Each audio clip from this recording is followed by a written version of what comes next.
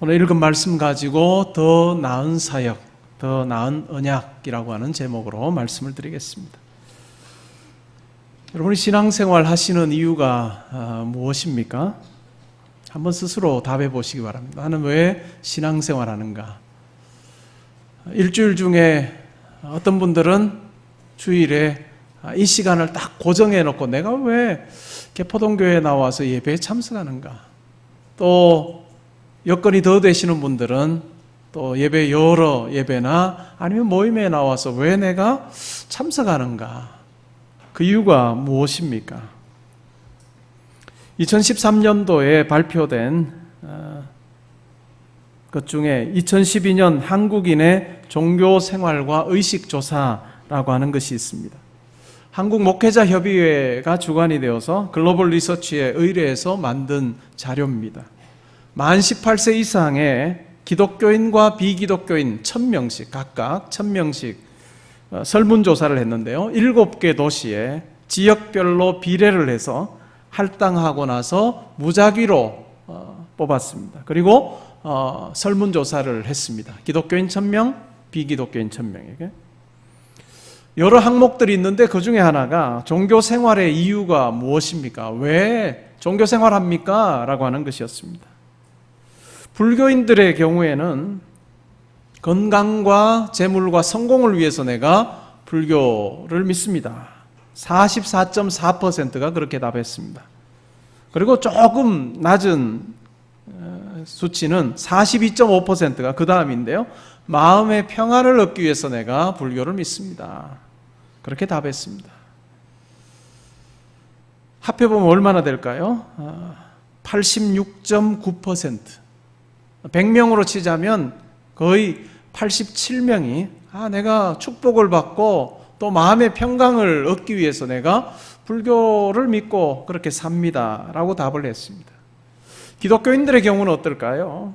기독교인들 중에 1000명에게 물어서 388명이 마음의 평안을 얻기 위해서 내가 신앙생활합니다 라고 답을 했습니다. 그리고 316명은 구원과 영생을 얻기 위해서 내가 신앙생활합니다. 그리고 185명은 건강과 재물과 성공, 축복을 얻기 위해서. 그리고 77명은 가족의 권유 때문에. 그리고 35명은 성도들과의 친교 때문에 내가 신앙생활합니다 라고 그렇게 답을 했습니다. 기독교인들 중에서 구원과 영생을 위해서 내가 신앙생활합니다 라고 답한 사람은 31.6%, 1000명 중에서 316명이었습니다. 그 외 다른 분들은 68.4%는 684명은 다른 이유, 마음의 평안이나 또한 축복을 얻기 위해서 또한 가족의 권유 때문에 성도들과의 친교를 위해서 내가 신앙생활한다 라고 그렇게 답을 했습니다. 이 결과를 통해서 우리가 알 수 있는 사실은 오늘날의 기독교의 신앙이 지극히 현세적인 성격이 강하다라고 하는 것을 알 수 있습니다.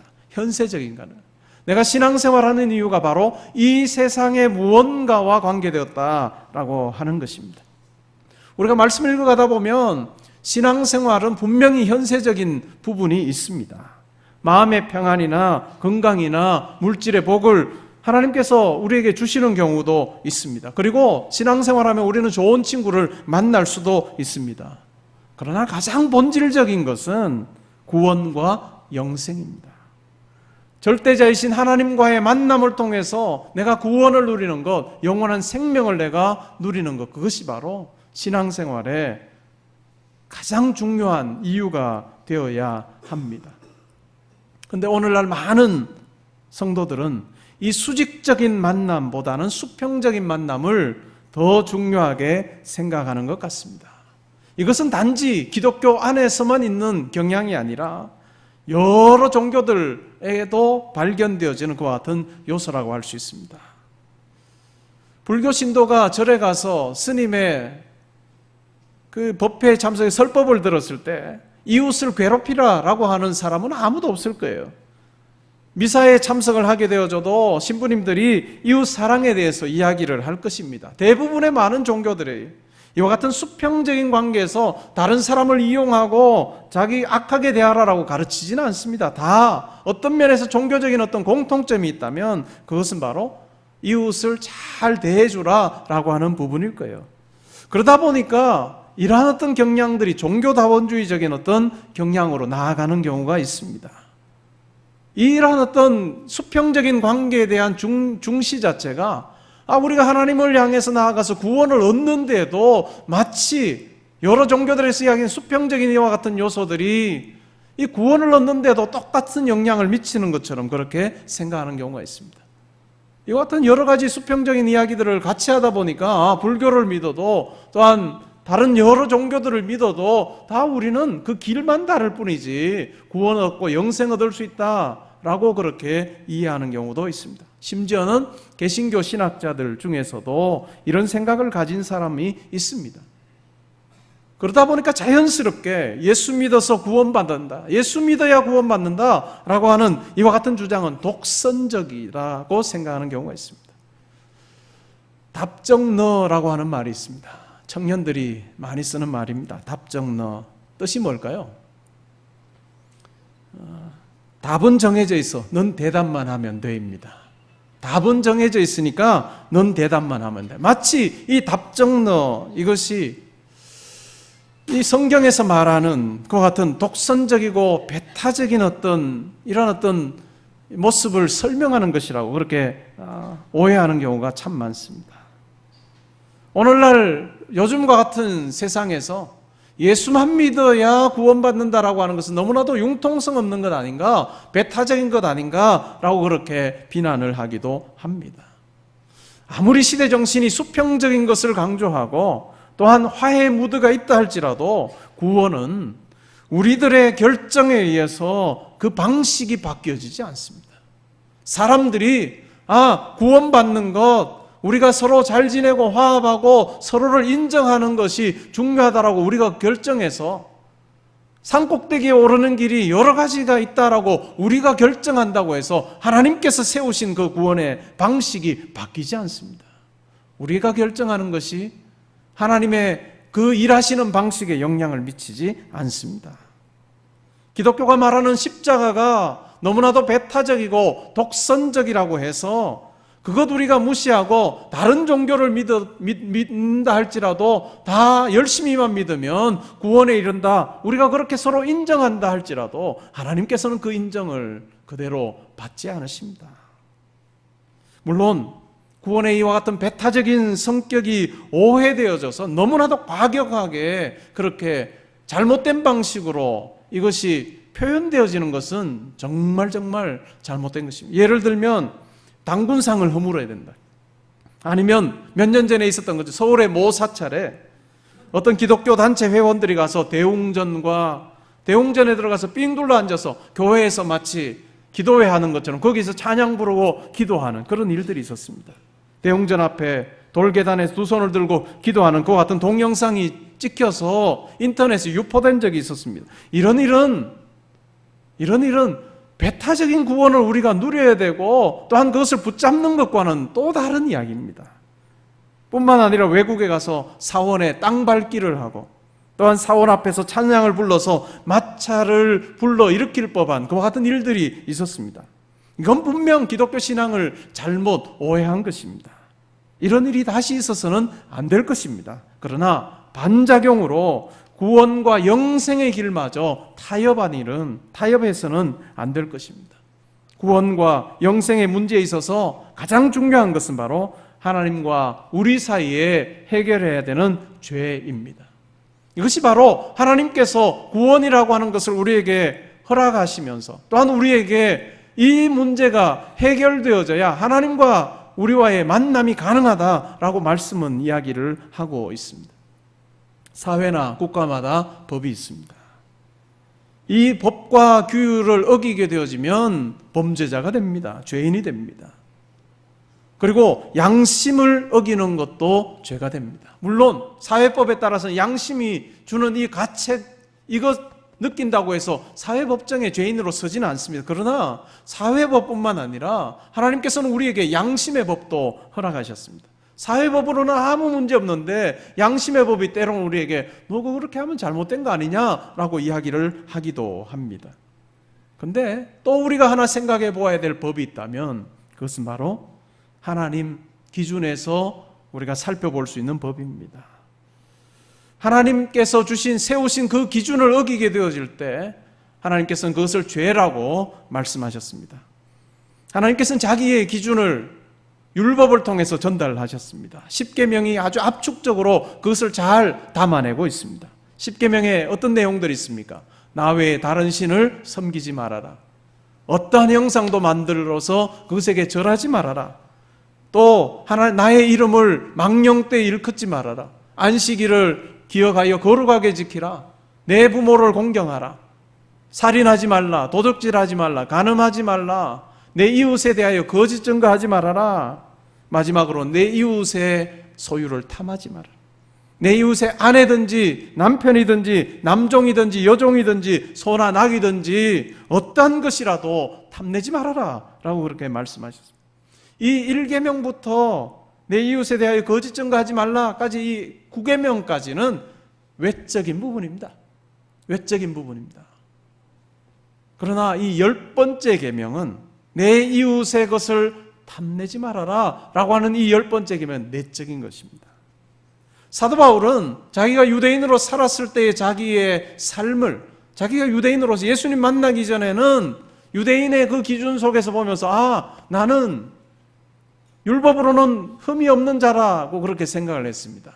율법으로는 내가 흠이 없다라고 생각을 했던 사도 바울이 예수 그리스도를 만나고 나서 그 예수 그리스도의 비달에서 자기의 과거에 자기의 살았던 모습을 살펴볼 때 자기가 죄인이었음을 깨닫게 되어집니다. 무엇이 그로 하여금 죄인이었음을 알게 했을까요? 바로 이 10번째 계명입니다. 내 이웃의 소유를 탐내지 말라. 이웃의 아내나 또한 남편이나 집이나 그가 가진 어떤 것이라도 탐내지 말라 하는 이것으로부터 자유롭지 못했던 자기를 발견하게 되어집니다. 우리는 외적인 부분을 보면서는 우리는 겉모습밖에 보지 못하기 때문에 겉으로 하는 일에 대해서 우리는 판단을 하는 수준밖에 안 됩니다. 그러나 10번째 계명을 주신 하나님께서는 우리의 마음과 생각까지 다 보고 판단하고 계십니다. 이 세상에 이 하나님의 기준 앞에서 죄인이 아닌 사람은 아무도 없습니다. 하나님의 아들이신 예수님께서 이 땅에 오셔서 비슷한 말씀하셨습니다. 여자를 보고 음욕을 품으면 그거 간음한 거다.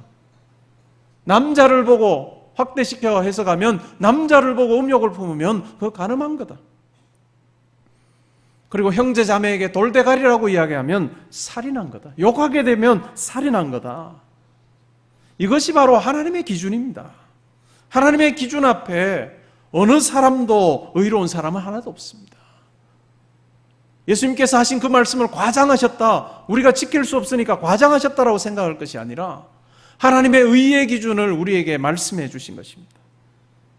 우리의 이 내면의 부분까지 살피시는 하나님의 그 기준 앞에 어느 누구도, 저를 비롯하여 모든 분들이 다 하나님의 그 의의 기준에 도달해서 의롭다 칭함받을 사람은 아무도 없습니다. 하나님께서는 예수님이 오기 전에 이와 같은 죄의 문제를 해결하기 위해서 허락하신 그 시스템이 있는데 그것이 바로 제사였습니다. 제사는 세 가지 요소가 성립되어져야 됩니다. 세 가지가 있어야 되는데 첫 번째는 제사장이 있어야 됩니다. 그리고 두 번째는 제사 드릴 곳인 성막이 있어야 됩니다. 그리고 세 번째는 제물이 있어야 됩니다. 우리가 히브리서를 살펴보면서 옛 언약 가운데서 드려졌던 그 제사의 제사장들 이야기를 우리는 살펴보았습니다. 그들은 사람에게서 선택되었는데 아론의 지파로부터 선택되어졌는데 그 사람들 여전히 죄인이었다라고 이야기합니다. 왜요? 이와 같은 하나님의 기준에 볼 때 죄인이었습니다. 그래서 백성들의 죄를 대신하여 제사 드리기 전에 어떻게 했습니까? 자기 죄를 위해서 먼저 하나님 앞에 제사를 드렸습니다. 그리고 나서 하나님께서 인정하시고 나면 그 다음에 백성들을 위해서 제사 드려야 되는 불완전한 제사장들이 그 제사를 감당했습니다. 두 번째는 성막입니다. 성막도 불완전했습니다. 오늘 읽었던 말씀에 보니까 예수께서 제사를 드린 그 참장막과 대조되어지는 모형과 그림자 그 가운데서 제사를 드렸다라고 이야기합니다. 출애굽기 25장 40절에 보면 하나님께서 시내산에서 모세에게 보여주십니다. 너 내려가거든 이렇게 성막 만들어라 라고 하나님께서 성막의 청사진을 보여주시는데 그것이 바로 하늘 성소에 대한 그와 같은 모형으로서의 청사진이었습니다. 모형에서 드려지는 그와 같은 제사 완전할 수 없었습니다. 진짜는 하늘에 있기 때문입니다. 몇 년 전에 신문에서 읽은 기억이 납니다. 중국의 산둥성의 칭다오에 아파트를 많이 지었습니다. 그 아파트들이 제가 사진으로 보니 고층 아파트인데요, 저소득층을 위한 아파트였습니다. 그러니까 뭐 좋은 자재를 쓰거나 또 여러 가지 어떤 편리함을 얻기 위해서 뭐 비용이 많이 드는 그것을 절감하려고 해서 지은 것 같습니다. 그러면서 그 아파트 사진을 그 기사에서 보여줬는데 좀 이상해요. 만약에 예를 들어서 한 20층 아파트면 각 집들이 사용하는 그 공간이 있고 거기에 창문들이 있겠죠. 그리고 요즘 같으면 엘리베이터가 있고 또 계단이 있는 그런 그 구간이 있습니다. 근데 그 계단이 있는 그 구간을 쭉 보는데 옆에 있는 창들과 좀 다른 창문들이 나 있습니다. 가만히 보니까 그 창문들은 실제 창문이 아니라 그려놓은 창문입니다. 창문을 그려놓은 거예요. 밖에만 그려놓고 그 벽인 거죠. 그러니까 그 지역 그 부분을 오르락내리락 하면 뭐예요? 햇볕을 볼 수 없는 거예요. 그냥 불 켜놔야 다닐 수, 불 꺼버리면 깜깜해서 낮이라도 다닐 수 없는 그런 모형 창을 그려놓은 걸 봤습니다. 햇볕도 들지 않는 그와 같은 그것이 어떤 면에서 모형 개념입니다. 세 번째는 제물입니다. 구약 제사의 제물은 동물인 경우가 많았습니다. 모든 제사가 다 동물은 아니었는데요, 대부분이 동물이었습니다. 구약의 율법의 원칙이 뭘까요? 이에는 이, 눈에는 눈입니다. 어떤 사람이 범죄하면 그 범죄한 것에 어떤 면에서는 상응하는 그 대가를 지불해야 된다. 이것이 율법 정신입니다. 근데 사람이 범죄했어요. 근데 동물을 잡아서 드립니다. 이것이 불완전할 수밖에 없는 분명한 내용을 우리에게 보여줍니다. 사람이 잘못하고 사람이 그랬는데 동물의 피로 대신 제사를 드리는 것입니다.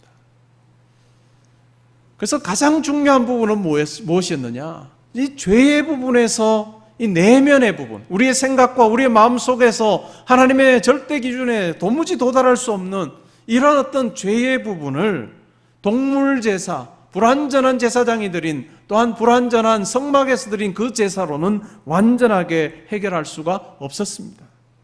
그래서 오늘 읽었던 말씀에 보니까 하나님께서 자기의 아들을 이 세상 가운데 보내셨습니다. 평안을 누리라고 보내셨을까요? 아닙니다. 예수님께서 이 세상에 오셔서 이렇게 말씀하셨습니다. 나는 평안을 주러 온 것이 아니라 불을 던지러 왔다. 건강과 물질의 축복을 얻으라고 예수님께서 이 세상 가운데 오셨습니까? 아닙니다. 오병이어 보리떡 5개와 물고기 2마리로 남자만 5,000명, 다 아이들과 여자까지 한 2만 명을 먹이고 나서 유대인들이 깜짝 놀랐습니다. 야, 이분이 우리의 왕이 되어지면 우리 먹거리는 걱정 안 해도 되겠구나 라고 그렇게 생각하고 예수님 왕 삼으려고 하는 그들의 요구를 뿌리치시고 예수님 그들을 떠나셨습니다. 왜냐? 예수님께서 이 세상 가운데 오신 목적이 바로 그것이 아니었기 때문입니다. 좋은 사람들 만나서 교제하라고 예수님께서 사조직을 만들지도 않으셨습니다. 예수께서 이 땅 가운데 오신 이유는 우리로서는 도무지 해결할 수 없는, 그리고 동물의 제사로서는 해결할 수 없는 죄의 문제를 해결하기 위해서 이 세상 가운데 오셨습니다. 그래서 히브리서 1장부터 4절의 이 서론 부분에서도 이 모든 날 마지막에 하나님께서 아들을 통해서 계시하셨다라고 하면서 이어지는 1장 3절에 보면 죄를 정결하게 하는 일을 하도록 하시기 위해서 예수를 이 땅 가운데 보내셨다라고 이야기를 합니다. 그래서 예수께서는 십자가에 달려 돌아가셨습니다. 히브리서에는 십자가라고 하는 표현은 쓰지 않습니다. 그러나 예수 그리스도의 십자가에서의 죽음을 구약 제사의 관점에서 설명하는 것, 그것이 바로 히브리서입니다. 예수님의 십자가에서의 죽음, 예수님의 제사에도 세 가지 요소가 있었습니다. 세 가지가 뭐라고 말씀드렸죠? 제사장이 있어야 되고, 제사 드릴 곳 성막이 있어야 되고, 또 제물이 있어야 됩니다. 예수님께서 친히 대제사장이 되셨습니다. 우리가 지난 시간에도 살펴본 것처럼 예수님께서는 레위 제사장들보다 훨씬 우월하신데 그분은 바로 악이 없으시고 더러움이 없으시고 죄인으로부터 떠나 계시는 완전하신 하나님의 아들이시다라고 그렇게 이야기를 합니다. 이 완전한 아들, 의로우신 분을 하나님께서 맹세로 또한 약속을 다하여 주셔서 대제사장 삼으셨습니다. 불완전한 사람 대제사장이 드리는 것과는 완전히 다른 것입니다. 두 번째는 성막입니다. 예수 그리스도께서 제사를 올려드린 그 장소는 이 땅의 성막이 아닙니다. 이 땅이었다면 예수께서 제사 드리지 못했을 것이다 라고 오늘 읽었던 본문에서 이야기를 합니다. 예수님께서 제사를 드린 것은 모형이나 그림자가 아니라 하늘의 오리지널, 하늘의 성막이었다라고 그렇게 이야기를 합니다. 그것은 바로 사람이 손으로 짓지 않고 하나님께서 세우신 곳이다 라고 이야기합니다. 그리고 세 번째가 제물입니다. 이 땅의 제사장들은 동물의 피를 가지고 하나님 앞에 나아가 제사를 드렸 불완전합니다. 그런데 예수 그리스도께서는 자기의 몸을 또한 자기의 피를 가지고 하나님께 나아가셔서 자신을 드리시는 제사를 드리셨습니다. 이렇게 한 것, 이 제사는 죄가 없으신 자기를 위한 제사가 아니라 죄가 있는데도 우리 스스로는 해결할 수 없는 그와 같은 우리를 위해서 드려진 제사입니다. 그러기에 이 예수 그리스도의 제사를 통해서 우리의 죄의 문제가 해결되어집니다. 그리고 하나님 앞에 담대히 나아갈 길을 우리가 얻게 되어집니다. 하나님의 기준에서 볼 때 이 땅에 사는 모든 사람들은 날마다 넘어지며 삽니다. 연약한 존재들입니다. 우리의 못난 모습들이 그대로 드러난 채 우리는 살아갑니다. 성도들의 경우도 예외가 아닙니다. 예수를 믿지 않는 분들이 간혹 오해합니다. 예수를 믿는 자가 되어지면, 성도가 되어지면 우리가 정말 완벽한 기준에 도달하는 자가 되어야 된다라고 하는 그 같은 오해를 합니다. 물론 우리 성도는 믿지 않는 분들보다 도덕적으로 더 나아야 된다고 저는 생각을 합니다. 하나님의 기준에 따라서 우리가 맞추어 살려야 하기 때문에 우리는 적어도 달라야 되는 건 사실이나 그러나 완벽해질 수는 없습니다. 어떤 신학자는 성도를 가리켜서 이렇게 규정했습니다. 성도는 죄에 대해 대충 수색을 받은 사람들이다. 죄에 대해서 대충 수색받은 사람들. 여러분, 청문회가 종종 그 장면이 그냥 실황으로 방영되어지는 경우도 있습니다. 겉으로 보기에 저 정도 사람이면 저 자리에 충분히 도덕적으로 흠이 없어서 갈 거야 라고 생각하는데 낙마하는 경우가 참 많습니다. 여러분, 청문회에 올릴 때 아무런 조사도 하지 않고 올릴까요? 팀이 이미 딱 꾸려져서 이 사람에 대해서 이 정도면 청문회 거쳐서 약간의 흠이 있을지 모르게 통과할 거야 라고 생각하기 때문에 올립니다. 근데 청문회 올려보면요, 상상도 할 수 없는 그런 어떤 부분까지 다 그냥 샅샅이 신상털기를 하는 경우가 있습니다. 그래서 저 사람 이제까지 잘 살았던 사람이지 라고 생각하고 많은 사람들이 존경했는데 청문회 한번 거치고 나면 죄인이 되는 경우가 참 많습니다. 그래서 오늘날의 기준에 의해서 20년 전, 30년 전을 그 일들을 살펴보다 보니까 그때는 모든 사람들이 다 그럴 수 있겠지라고 했던 그 분위기에서 했던 것들이 오늘날 다 안 되는 거예요. 그러다 보니까 정말 잘 살았다 싶은 사람들마저도 완전히 그냥 저런 사람이 있어 라고 하는 평판을 받는. 그래서 많은 사람들이 청문회 거쳐서 어떤 자리에 가야 된다고 하면 고사하는 경우가 참 많습니다. 그러면서 우리가 그런 이야기를 합니다. 털어서 안 나오는 사람 없다고요? 먼지 안 나오는 사람 없다. 털어서 먼지 안 나오는 사람. 우리가 그 말은 계속 하면서도 청문회에서는 먼지 나와서는 안 된다라고 그렇게 생각하는 경우가 많습니다. 죄에 대해서 대충 수색을 받은 사람들, 그것이 바로 성도라는 것입니다. 사람들의 기준에서도 샅샅이 뒤지게 되면 우리 외적인 부분밖에 모르는 사람들의 경우에 있어서도 흠이 발견되어지는 우리 인생입니다. 그런데 하나님, 우리의 생각과 우리의 속을 다 아시는 하나님의 그 관점, 하나님께서 우리를 보시면서 우리에게 흠이 발견되어지지 않을 사람이 있을까요? 완벽한 사람이 있을까요? 만약 우리의 것 가지고 하나님께 우리의 인생을 포장해서 드린다면 그 완전하신 하나님 앞에 용납되어질 사람이 있을까요? 우리가 생각하는 것, 우리가 살아가는 모습, 우리의 어떤 마음 먹고 있는 그와 같은 것들 100% 하나님께서는 거절하실 것입니다. 사람들에게 인정받는 것도 쉽지 않습니다. 여러분, 어떤 조직에서 한 100명 정도의 사람이 일을 하고 있다고 칩시다. 그러면 그들을 평가해야 되는 어떤 사장이 볼 때 몇 명 정도나 마음에 들어 하실까요? 몇 명 정도나 마음에 들어 할까요? 100명 중에. 여러분 경험은 어떻습니까? 혹시 여러분들이 그 자리에 계셨다면, 어떤 사람들을 평가해야 되는 자리에 계셨다면 몇 명 정도나, 몇 퍼센트나 여러분 마음에 드십니까? 대체로 통계로 나온 것이 한 20%입니다. 그래서 20대 80 법칙이 나온 것입니다. 한 조직에 100명 있다면 20명이 일해서 그냥 나머지 80명까지 먹여 살린다. 20대 80 법칙입니다. 어느 정도는 일리가 있는 것 같습니다. 여러분의 자녀들 모든 면이 마음에 드십니까? 눈빛이 변하는, 북한이 쳐들어오는 게 굉장히 힘들어하는 중2 자녀를 둔 부모들 외에도 30대든 20대든 아니면 10대든 아주 더 어린 아이들이든지 간에 어떤 연령층에 여러분들의 자녀가 있든지 간에 그 아이들이 모든 것이 다 마음에 들든가요? 내 아이 모든 것이 내 마음에 든다라고 하는 부모는 아마 이 세상에 없을 것입니다. 아니, 여러분 스스로는 여러분에게 마음에 들어 하십니까? 여러분 스스로는 여러분이 마음에 드십니까? 제일 여러분들을 잘 아는 여러분들이 여러분 스스로에 대해서도 만족하지 못하는데 다른 사람은 오죽하겠습니까? 그렇다면 하나님은 두말할 것도 없습니다. 우리가 날마다 우리의 재물을 하나님께 바친다 할지라도 부족할 수밖에 없습니다. 그런데 우리의 대제사장이신 예수 그리스도께서 허물 많고 죄 많은 우리를 대신하여 재물을 드리셨습니다.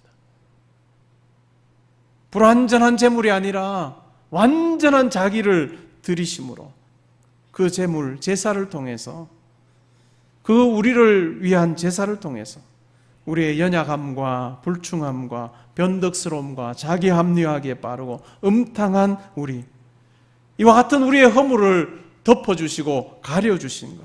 그래서 하나님께서 그 제사로 말미암아 우리를 바라보시면서 더 이상 우리를 기억하지, 우리의 죄를 기억하지 않으시는 그 자비로우심으로 우리 가운데 찾아오셨습니다. 이것이야말로 하나님의 은혜입니다. 그래서 이 은혜를 우리가 누리게 되어질 때 우리는 하나님 앞에서 두려워 떠는 종의 모습이 아니라 하나님의 아들로서, 하나님의 딸로서 하나님 앞에서 자유함을 누리며 살아가게 되어 있습니다. 여러분, 간혹 여러분 자녀들이 아주 밉게 놀 때 너 해고야, 너 내 딸 아니야, 내 아들 아니야 라고 하신 경우도 있을 거예요. 그러나 본심이 그럴까요? 너 이제 완전히 내 딸 아니다. 심지어 우리가 때로는 너 오늘 호적에서 판다, 그렇게 그 말을 한다 할지라도 마음은 뭘까요? 회사에서 사장이 너 오늘부로 당신 해고되었어 라고 하는 그 말과는 완전히 다를 겁니다. 너 아빠 엄마의 마음 좀 알아서 내가 너를 위해서 하는 말이니 정말 잘 따라주길 바라는데 정말 너무너무 안 들으니까 극약 처방으로 하는 말이지 그냥 관계 끊겠다고 하는 게 아닙니다. 예수 그리스도 안에서 우리가 누리게 되어지는 것은 우리도 만족하지 못하고 다른 사람들도 우리를 보면서 만족하지 못하는 그 연약한 모습으로 우리가 살지만 하나님께서, 완전하신 하나님께서 예수 그리스도를 통해서 우리의 허물을 덮어주시는 그것이 은혜라고 생각합니다. 그럴 때 우리는 하나님이 주시는 자유를 누립니다. 때로는 나 스스로를 보면서도 불안해하고 염려하고, 때로는 겉과 속이 다른 이 모습을 보면서 마치 정신분열적인 그와 같은 증세마저 느끼는 그 나를 받아주신 하나님을 우리가 만나게 되어질 때 우리는 그 속에서 비로소 은혜가 무엇인지, 하나님의 긍휼이 무엇인지, 자비가 무엇인지를 깨닫게 되어집니다. 그러면서 하나님을 만나게 되어질 때 비로소 나와 화해하는 일들이 일어납니다. 자신과 더불어서 살아가는 것이 이제 가능하게 되어집니다. 그 이전에는 다른 사람하고 비교합니다. 다른 사람하고 비교하며 열등감 속에, 때로는 우월감 속에 살아갑니다. 그러나 우리의 허물을 감추어 주시고 우리의 연약함을 꼬집어서 이야기하지 않으시고 덮어주시고, 또한 우리를 의롭다 하시고 우리의 속사람의 모습과는 전혀 어울리지 않는, 너 나의 딸이야, 나의 아들이야 말씀해 주시는 그 하나님의 은혜에 입어서 우리는 살아갑니다. 그럴 때 우리의 죄의 문제가 예수 그리스도 안에서 해결되어지는 그와 같은 말할 수 없는 경험을 우리가 가지게 되어집니다. 그럴 때 죄책감으로부터, 자신에 대한 원망으로부터, 열등감으로부터, 변명거리를 찾기에 분주한 나, 그러나 만족스럽지 않은 그 나를 용납해 주시는 하나님 앞에서 우리 인생의 편안함을 누리게 되어집니다. 이것이 바로 구원의 모습이요, 또한 영생의 모습이라고 할 수 있습니다. 여러분, 우리가 아둥바둥 산다 할지라도, 열심히 산다 할지라도, 우리의 지금까지 삶을 쫙 스크린해 보았을 때 어느 누구도 사람들의 그 기준에도 부합되지 않는 삶을 우리가 모두 다가 살았습니다.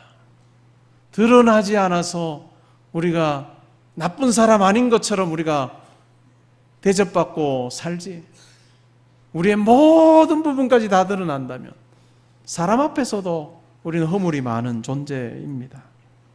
그러한 우리를 하나님께서 덮어주셨다. 예수 그리스도로 말미암아 허물을 덮어주시고 우리의 잘못을 하나님께서 감추어 주신 그 은혜 입어서 우리가 살아갑니다. 그리고 그 은혜는 잠시 동안 우리에게 부어졌다가 다시 되찾아가시는 은혜가 아니라 예수 그리스도를 믿기 시작한 그날부터 날마다 우리를 바라보실 때, 우리를 찾아오셔서 우리를 초대하시고 만나주실 때 하나님께서 일관되게 우리를 바라보시는 관점입니다. 그러기에 우리는 예수를 의지해서 그분의 십자가와 그분이 드린 완전한 그 사역, 더 나은 사역인 예수 그리스도의 제사를 힘입어서 우리가 하나님께 나아갈 수 있는 더 나은 언약을 우리는 가지고 살아갑니다. 오늘 이 자리에 나오신 우리 성도님들 중에 괴로워하시고 힘든 분들이 있습니까? 나 스스로도 나를 용납하지 못하고 또한 내 인생을 보며 원망하고 불평하면서 내 인생 과연 이게 뭐냐? 뭔 의미가 있느냐? 라고 혹시 자괴감을 가지고 사셨던 분 계십니까? 자기의 안식으로 초대하시는 하나님의 음성에 반응하는 여러분들 될 수 있기를 바랍니다. 상처 입은 심령을 불쌍히 여기셔서 위로해 주시는 하나님을 만나는 시간이 되기를 바라고, 마음이 두려워서 떨 때 평강 주시는 우리의 구원의 주님을 만나는, 그래서 그 안에서 영생을 누리고 구원의 기쁨을 다시 회복하게 되어지는 그 같은 시간이 될 수 있기를 바랍니다. 나의 못난 모습으로 나아가기 전에 예수 그리스도 힘입어서 나아갈 때 우리 가운데 이와 같은 은혜 허락하여 주시리라 믿습니다. 우리 같이 찬양 드리고 기도하는 시간 가지겠습니다. 가사를 생각하면서 우리 하나님 앞에 찬양하겠습니다.